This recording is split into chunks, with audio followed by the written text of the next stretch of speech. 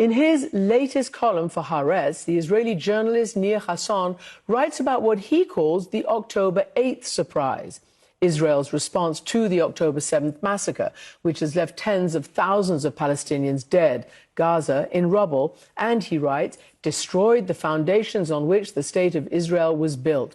So, Nir Hassoun, welcome to the program.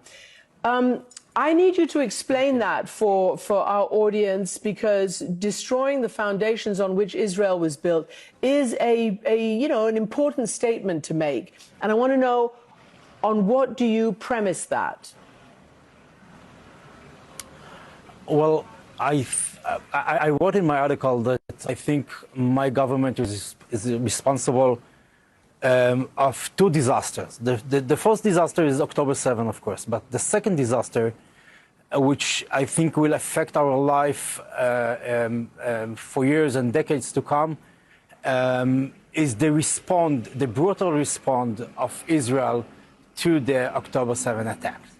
And this response included, I think, countless numbers of war crimes and crimes against humanity, and it destroyed the name of Israel. It started a wave of sanctions and boycotts against the culture, the sports, the economy in Israel, and much more.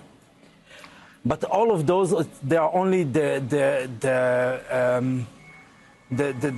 it's only the small parts of the disasters. The disaster itself is the tangible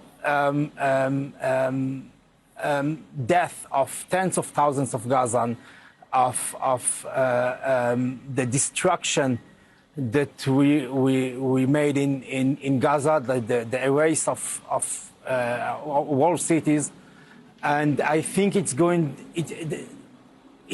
to destroy the legitimacy, the international legitimacy of Israel around the world.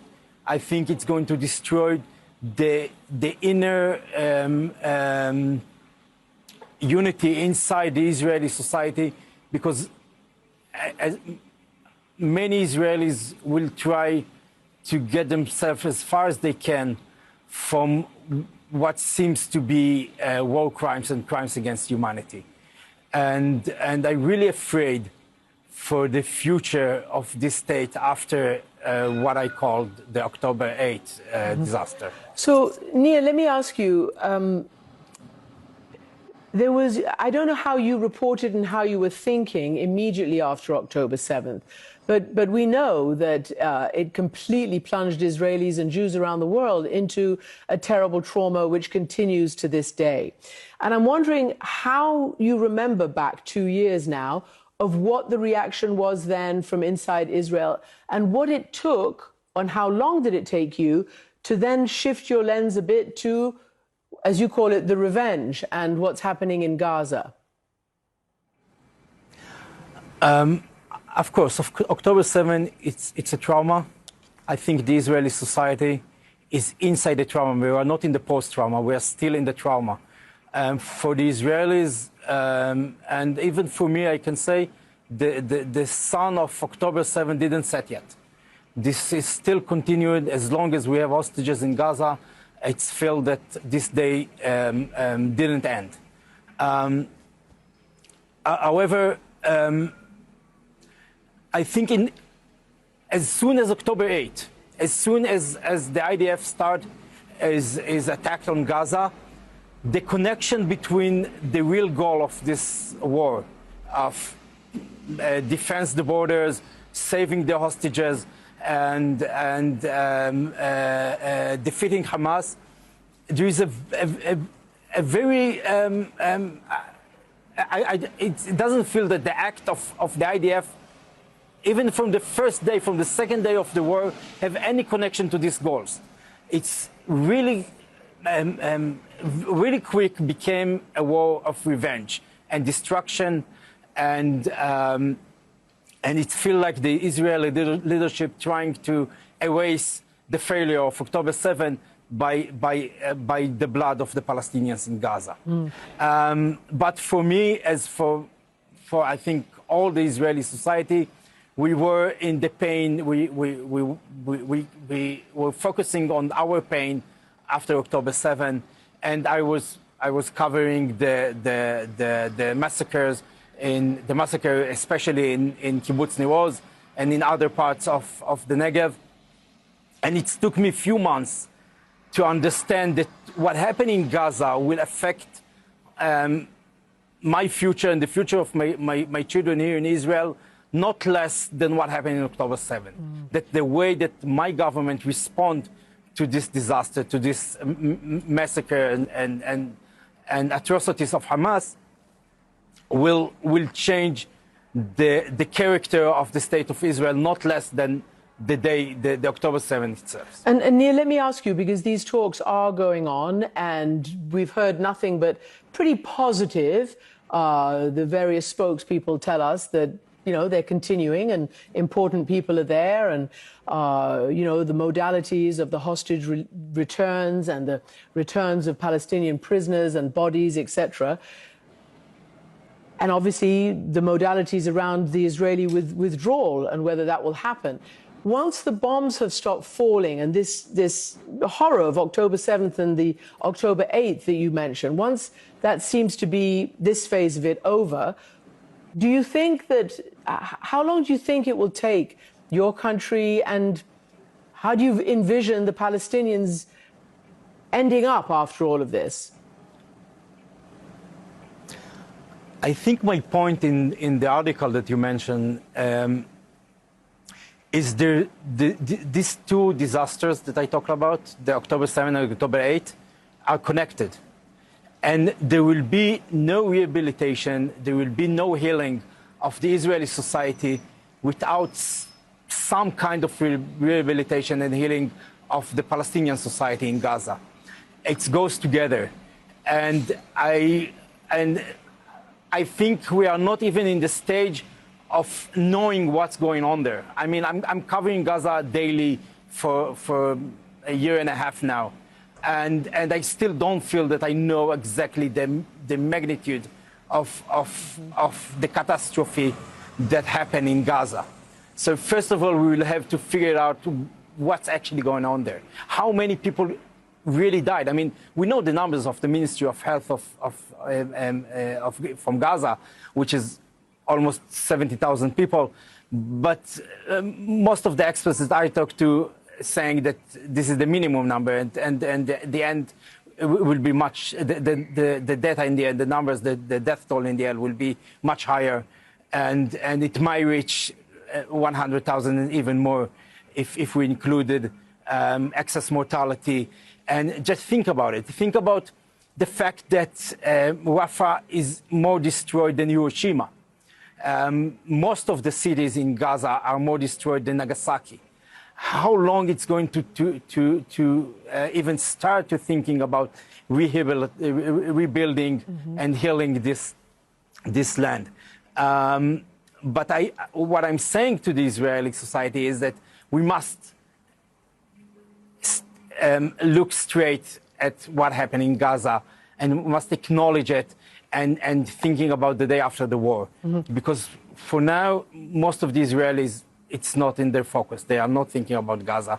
And this is very bad for the future, I think. So I wanted to ask you that, because I don't know what reaction a piece like this, with a headline like the one we've discussed and what you're writing, what is the reaction inside Israel to your reporting and your conclusions?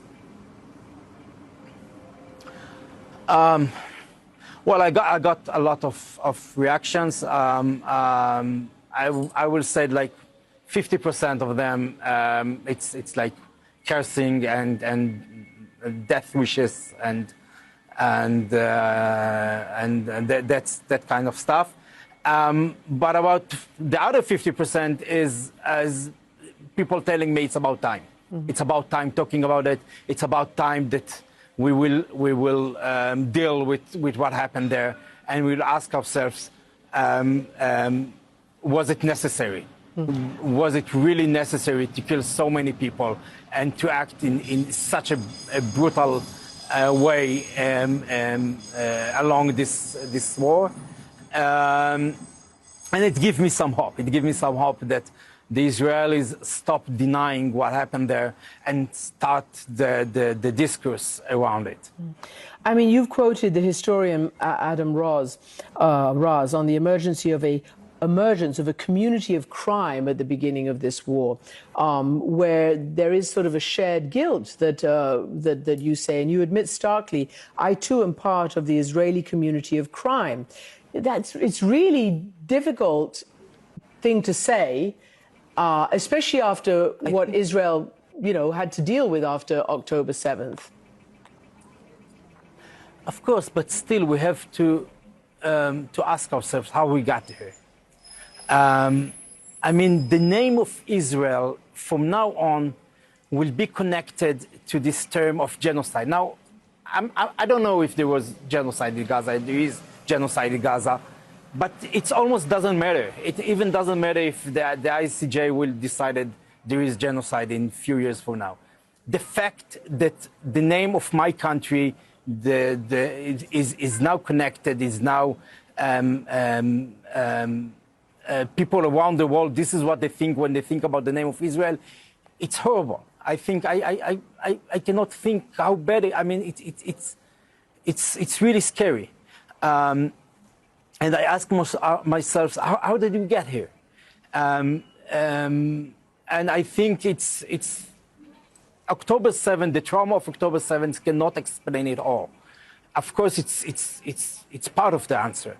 But the other part of the answer is long processes that going on in the Israeli society for many, many years with a corrupt and extreme leadership, with growing in militarism, extremism, shifting to the far right wing of in our political system, and I think all of it together got us to the point that we can commit such crimes in Gaza. Nir, I want to ask you a question. You know that your Prime Minister essentially declares victory. I mean, he has been saying that we're winning. We have decimated all our enemies around us, from Iran to Lebanon to Hamas, etc. They've sent missiles to Qatar, to Yemen, etc. And many say, well, actually, yeah. I mean, there's a lot of tactical success. Do you think that is a price worth paying, or reason for a government to claim a victory? No, as I told you, I think this victory is, as he claimed, I don't think it's a victory.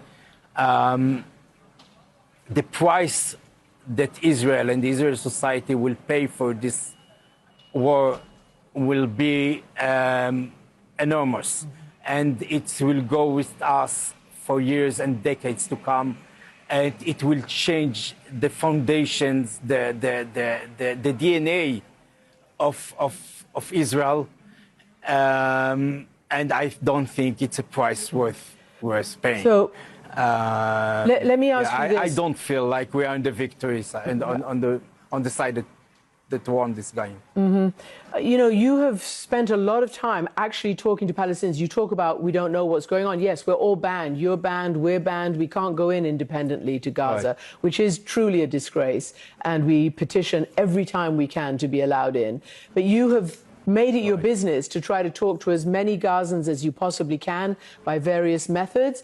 You wrote in your article that you characterize right now Gaza as grey and red, the grey of the destruction and the dust that covers everything and everybody, and the red of the blood after all these attacks and all these terrible things that happens. But you also share stories of conversations with Gazans.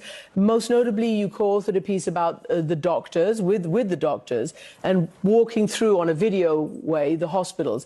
What have you learned about the Palestinian people, the doctors, the people of Gaza throughout these last 2 years of war there?